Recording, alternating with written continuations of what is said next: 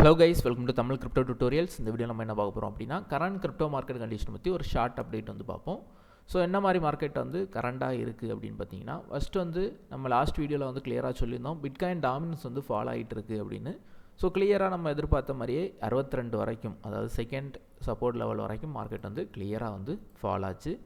So fall ஆன பிறகு பார்த்தீங்கன்னா, கரண்டாக லாஸ்ட் ஒரு 2 டேஸாக வந்து ஒரு கரெக்ஷன் வந்து எடுத்துகிட்டு இருக்கு. ஐ மீன் ஒரு ரிவர்சல், ஒரு பெருசாக ஃபாலோ ஆகிட்டு திரும்ப வந்து என்ன நடந்துகிட்ருக்குன்னா, ஒரு கரெக்ஷன் கண்டிஷனில் மார்க்கெட் வந்து நின்றுட்டுருக்கு. ஸோ இந்த கண்டிஷனில் நமக்கு வந்து என்ன நடந்துகிட்ருக்கோம் அப்படின்னா, நம்மளோட ஆல்ட் காயின்ஸ்லாம் வந்து திரும்பவும் வந்து கொஞ்சம் டவுனாக தொடங்கியிருக்கோம். ஐ மீன் நம்மளோட portfolio profit loss running condition வந்து திரும்பவும் கொஞ்சம் பேடாக வந்து போயிருக்கோம். காரணம் என்னென்னா, இந்த டாமினன்ஸ் வந்து திரும்பவும் வந்து மூவ் ஆக தொடங்கியிருக்கு.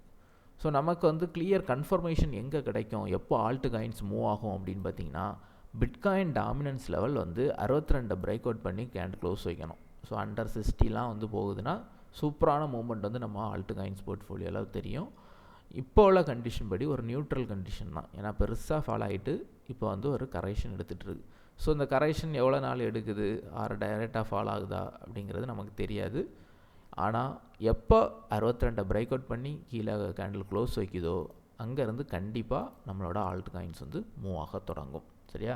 இதோட கிளியர் கன்ஃபர்மேஷன் நமக்கு எப்போ கிடைக்கும் அப்படின்னா, வீக்லி கேண்டில் க்ளோஸை வச்சு நம்ம வந்து ப்ரிடிக்ட் பண்ணலாம். ஏன்னா வீக்லியில் வந்து பார்த்திங்கன்னா நல்லா டவுன் ஆகிட்டு லுக் லைக் ஒரு ஹேமர் கேண்டில் மாதிரி வந்து ஃபார்ம் ஆகிட்டுருக்கு. ஐ மீன் பாட்டம்லேருந்து ரிவர்சல் ஆகி திரும்பவும் இன்னொரு ரவுண்டு போயிருமா அந்த கண்டிஷனில் வந்து ஃபார்ம் ஆகிட்டுருக்கு. ஸோ என்னை பொறுத்த வரைக்கும் ஒன்ஸ் அகெயின் வந்து இந்த மாதிரி போகிறதுக்கான வாய்ப்புகள் ரொம்ப கம்மி. ஸோ இந்த ஹேமர் கேண்டில் வந்து இன்னும் வந்து முடியலை, இந்த வீக் முடியும், சண்டே தான் வந்து க்ளோஸ் வைக்கும்.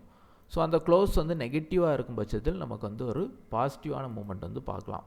ஒரு இதே மாதிரி இப்போ வந்து ஹேமரில் இருந்தாலும் திரும்ப வந்து டவுன் ஆகி ஒரு பேரிஷ் கேண்டிலாவோ அட்லீஸ்ட் ஒரு நியூட்ரல் கேண்டிலாவோ நமக்கு வந்து க்ளோஸ் வச்சுது அப்படின்னா அடுத்த வாரம் வந்து நல்ல ஒரு மூமெண்ட் வந்து நம்ம ஆல்ட் காயின் போர்ட்ஃபோலியோவில் பார்க்கலாம். ஸோ இப்போ கரண்ட் கண்டிஷன் படி ஒரு கரெக்ஷனில் இருக்கிறதுனால பெருசாக வந்து ப்ரிடிக்ட் பண்ண முடியாது. ஓவரால் வந்து ஒரு நியூட்ரல் சைன் அப்படின்னு தான் வந்து சொல்ல முடியும். சரியா? சரி, ஓகே. நெக்ஸ்ட் வந்து பிட்காயின் என்ன கண்டிஷன் அப்படின்னு பார்த்தீங்கன்னா, பிட்காயின் கிளியர் புல்லிஷ், எந்த ஒரு இதுவும் கிடையாது. பிட்காயின் கிளியர் புல்லிஷ், டார்கெட் $1,30,000 போகிறதுக்கான பாசிபிலிட்டி அதிகம். அதே மாதிரி ஆல் டைம் ஹையை வந்து சீக்கிரம் வந்து பிரேக் அவுட் பண்ணோம். இப்போ $1,04,000 கிட்ட இருக்குது. ஸோ இதில் இருந்து ஈஸியாக வந்து இது வந்து 1,15,000 அடுத்து $1,30,000 போகிறதுக்கான பாசிபிலிட்டி உண்டு. ஏன்னா all time high break out பண்ணும்போது இதில் ஒரு சின்ன ஒரு சைக்காலஜிக்கல் லெவல் மேனிப்புலேஷன்லாம் வந்து நடக்கும். ஆனால் அதை பிரேக் அவுட் பண்ணி கிளியராக க்ளோஸ்லாம் வச்சுன்னா ஒன் சைடாக வந்து சூப்பராக வந்து மூவ் ஆகிரும். சரியா? பிட்காயின் வந்து ஆல் டைம் ஹை நோக்கி போகிறதுக்கான வாய்ப்புகள் அதிகமாக இருக்குது. அதே மாதிரி எத்தீரியம் வந்து ரொம்ப டம்ப் ஆகிட்டு 90 டிகிரியில் ஃபால் பண்ணிட்டாங்க. அதனால் அக்ரஸிவான ரிவர்சல் வந்து இன்னும் பெருசாக வந்து மார்க்கெட்டில் வரல. இருந்தாலும் அந்த ப்ரீவியஸ் ஹை $4,000 வரைக்கும் கண்டிப்பாக வந்து எத்தீரியம் வந்து ஷார்ட் டைம் ஆஃப் பீரியடில் வந்து போகும். ஸோ வேறு நிறைய ஆல்ட் காயின்ஸ் இருக்குது. அந்த ஆல்ட் காயின்ஸ் எல்லாமே சிம்பிளாக பிட்காயின் டாமினன்ஸ் ஃபால் ஆகுது அப்படின்னாலே தானாக வந்து மூவ் ஆக தொடங்கிடும். டாப் ஆல்ட் காயின்ஸில் வேறு லைட் காயின் இருக்குது. லைட் காயின் கொஞ்சம் நெகட்டிவ் நியூஸ் வந்து போயிட்டுருக்கு. நெகட்டிவ் நியூஸ்னால் என்னென்னா, ETF நிறைய வந்து அப்ளை பண்ணியிருந்தாங்க. ஸோ அதெல்லாம் வந்து ஒன் பை ஒன்னாக ரிஜெக்ட் ஆகிட்டுருக்கு. ரிஜெக்ட் மீன்ஸ் ஒரு பெண்டிங் மாதிரி வந்து பீப்புள்ஸ் ஒப்பீனியன் கேட்டு வந்து ரிஜெக்ட் பண்ணிகிட்ருக்காங்க. ஸோ அது சப்போஸ் ETF அப்ரூவல் வந்து ஃப்யூச்சரில் இன்னும் 1 or 2 months அகெயின் திரும்ப அப்ளை பண்ணுவாங்க.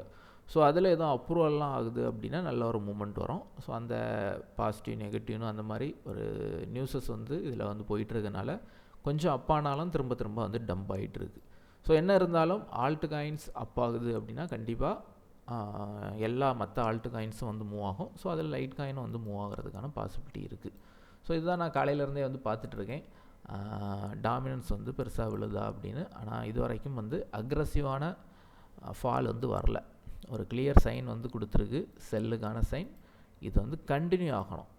அப்படி கண்டினியூ ஆகி பிரேக் அவுட் பண்ணி போகுதுன்னா சூப்பராக வந்து மூவ் ஆகும். சரியா? இப்போ வரைக்கும் அதே மாதிரி டாமினன்ஸ் வந்து டவுன் தான். சரியா? இதை வச்சு அப் சைடு மூவ் ஆகுது, இவ்வளோ மூமெண்ட் வந்து க்ரீன் கேண்டில் போட்டனால திரும்ப ரிவர்சல் அப்படின்லாம் வந்து சொல்ல முடியாது. வீக்லி கேண்டில் புல்லிஷாக வச்சா மட்டும்தான் நமக்கு நெகட்டிவ் சைன். அது வரைக்கும் நமக்கு ஸ்டில் மார்க்கெட் நம்ம ஃபேவராக தான் வந்து இருந்துகிட்ருக்கு. ஸோ ஜஸ்ட் வெயிட் பண்ணுவோம். வித்தின் ஃபியூ டேஸ்லேயே நமக்கு வந்து கிளியர் மூவ்மெண்ட் வந்து தெரியறதுக்கான பாசிபிலிட்டி இருக்குது. ஓகே கைஸ், தேங்க்யூ ஃபார் வாட்சிங்.